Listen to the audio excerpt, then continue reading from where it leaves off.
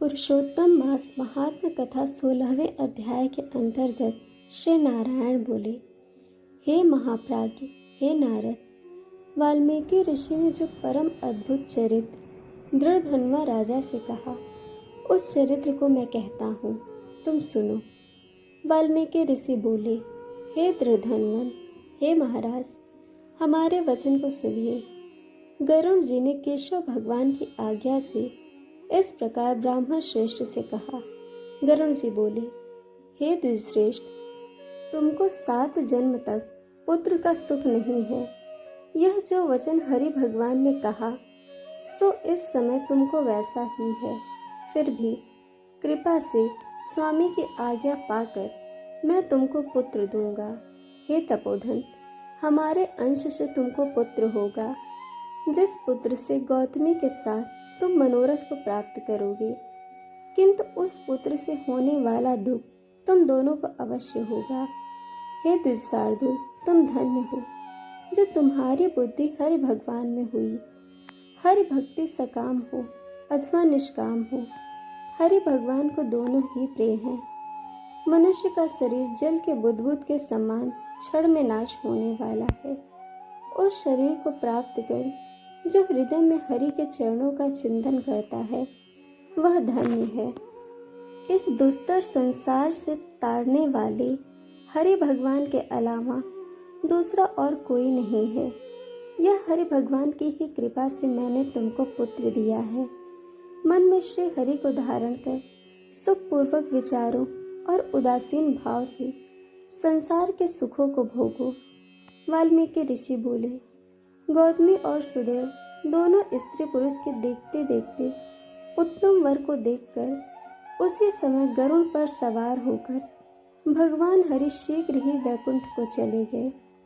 देव शर्मा भी स्त्री के साथ अपने मन के अनुसार पुत्र रूप वर को पाकर अपने घर को आया और उत्तम गृहस्थाश्रम के सुख भोगने लगा। कुछ समय बीतने के बाद गौतमी को गर्भ रहा और 10वां महीना प्राप्त होने पर गर्भ पूर्ण हुआ। प्रसूति काल आने पर गौतमी ने उत्तम पुत्र पैदा किया और पुत्र के होने पर सुदेव शर्मा बहुत प्रसन्न हुआ। श्रेष्ठ ब्राह्मणों को बुलाकर जात कर्म संस्कार किया और अच्छी तरह स्नान कर ब्राह्मण श्रेष्ठ सुदेव शर्मा ने उन ब्राह्मणों को बहुत दान दिया। ब्राह्मण और स्वजनों के साथ बुद्धिमान सुदेव शर्मा ने नामकरण संस्कार किया। कृपालु गरुड़ जी ने प्रेम से यह पुत्र दिया था। शरतकालीन चंद्रमा के समान उदय को प्राप्त तेजस्वी, यह सुख के सदृश है। इसीलिए मेरा यह प्रिय पुत्र सुखदेव नाम वाला हो। माता के मन को आनंद देने वाला वह पुत्र पिता के मनोरथों के साथ साथ शुक्ल पक्ष के चंद्रमा के समान बढ़ने लगा। पिता ने हर्ष के साथ उपनयन संस्कार कर गायत्री मंत्र का उपदेश दिया। बाद वह बालक वेदारंभ संस्कार को प्राप्त कर ब्रह्मचर्य व्रत में स्थित हुआ। उस ब्रह्मचर्य के तेज से युक्त बालक साक्षात दूसरे सूर्य के समान शोभित हुआ। बुद्धि सागर उस बालक ने वेद का अध्ययन प्रारंभ किया। उस गुरु वत्सल बालक ने सद्य बुद्धि से अपने गुरु को प्रसन्न किया और गुरु के एक बार कहने मात्र से समस्त विद्या को प्राप्त किया। वाल्मीकि ऋषि बोले, एक समय कोटि सूर्य के समान प्रभाव वाले देवल ऋषि आए। उनको देखकर हर्ष से सुदेव शर्मा ने दंडवत प्रणाम किया। अर्धपाद्य आदि से विधि पूर्वक उन देवल मुनि की पूजा की और महात्मा देवल के लिए आसन दिया। अति तेजस्वी देवदर्शन देवल ऋषि उस आसन पर बैठ गए। बाद अपने चरणों पर बालक को गिरे हुए देखकर देवल ऋषि बोले। देवल मुनि ने कहा, अहो हे सुदेव, तुम धन्य हो। तुम्हारे ऊपर भगवान प्रसन्न होंगे, क्योंकि तुमने दुर्लभ सुंदर श्रेष्ठ पुत्र को प्राप्त किया है। ऐसा विनीत बुद्धिमान, बोलने में चतुर, वेद पाठी और शीलवान पुत्र कहीं भी किसी के यहाँ नहीं देखा। हे पुत्र, यहाँ आओ। तुम्हारे हाथ में यह कौतुक क्या देखता हूँ। सुंदर छत, 2 चांबर यव रेखा के साथ कमल, जान तक लटकते वाले हाथी के सूंड के समान ये तुम्हारे हाथ, कान तक फैले हुए विशाल लाल नेत्र, शरीर गोल आकार का, त्रिवली से युक्त पेट है।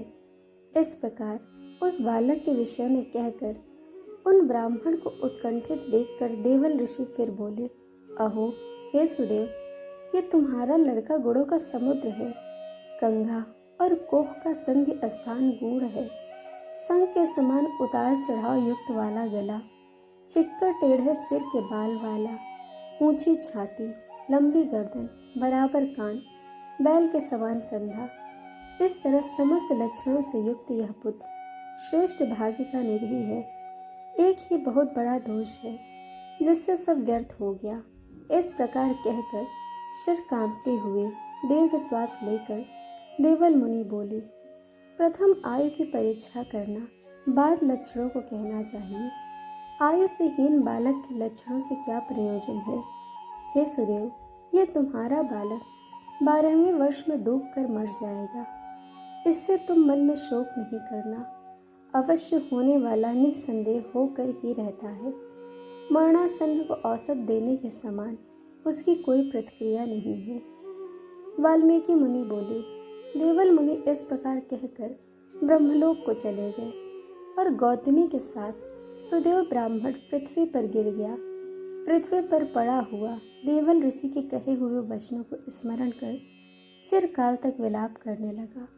बाद उसकी स्त्री गौतमी धैर्य धारण करती हुई पुत्र को अपनी गोद में लेकर प्रथम प्रेम से पुत्र का मुख चुंबन कर बाद पति से बोली। गौतमी बोली, हे द्विजराज, जो नहीं होने वाला है वह कभी नहीं होगा, और जो होने वाला है वह होकर रहेगा। क्या राजा नल, रामचंद्र और युधिष्ठिर दुख को प्राप्त नहीं हुए? राजा बलि भी बंधन को प्राप्त हुआ, यादव नाश को प्राप्त हुए, हिरणाक्ष कठिन वध को प्राप्त हुआ, वृत्तासुर भी मृत्यु को प्राप्त हुआ, सहस्त्रार्जुन का सिर काटा गया, रावण के भी उसी तरह सिर काटे गए।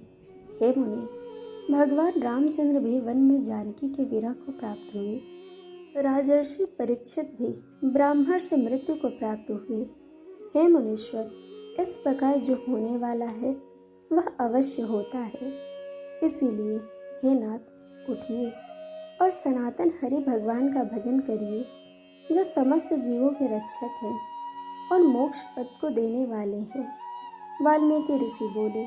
इस प्रकार सुदेव शर्मा ने अपनी स्त्री गौतमी के वचन को सुनकर स्वस्थ हो हृदय में हरि भगवान के चरणों का ध्यान कर पुत्र से होने वाले शोक को जल्दी से त्याग दिया।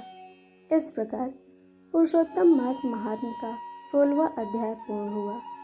दोस्तों, आपको कथा कैसी लगी यह हमें कमेंट करके ज़रूर बताइएगा और चैनल को सब्सक्राइब, वीडियो को लाइक शेयर करना बिल्कुल मत भूलिएगा। वीडियो देखने के लिए आप सभी का बहुत बहुत धन्यवाद। जल्द मिलेंगे पुरुषोत्तम मास महात्म्य के 17वें अध्याय के साथ।